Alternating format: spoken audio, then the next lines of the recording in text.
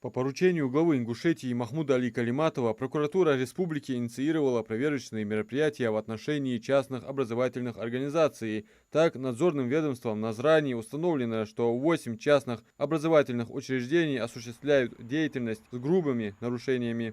Министерством образования были проведены мероприятия профилактического характера по всем колледжам, и частным, и государственным, с целью недопущения нарушений законодательства и нарушения прав студентов, обучающихся. По результатам проверок были поданы соответствующие исковые заявления в суды. Прокуратурой региона были приняты обеспечительные меры в виде приостановления деятельности до принятия решения по делу и вступления в законную силу. В случаях, если нарушения будут устранены, деятельность будет восстановлена. Какие нарушения были выявлены в ходе прокурорской проверки?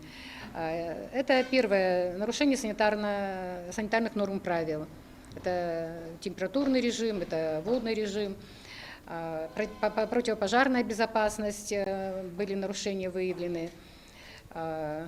Также нарушения по соблюдению прав, так называемая доступная среда, это прав детей с ограниченными возможностями здоровья. Нарушения должны быть устранены руководителями организации и приняты меры для того, чтобы эти определения, которые были направлены, они были вступили в действие до законных представлений прокуратуры. Вот на сегодняшний день 2 колледжа уже имеют определение об устранении нарушений и получении определения суда с требованием об отмене обеспечительных мер. Вот, что хочется сказать. Но я так думаю, что и другие колледжи эти нарушения устранят. Как сообщают в самом Минобре региона, они активно взаимодействуют с надзорным органом, оказывая всестороннее содействие в рамках межведомственного сотрудничества. Так, после устранения выявленных нарушений успешно продолжает свою деятельность и многопрофильный колледж республики. Работаем мы уже 4-й год.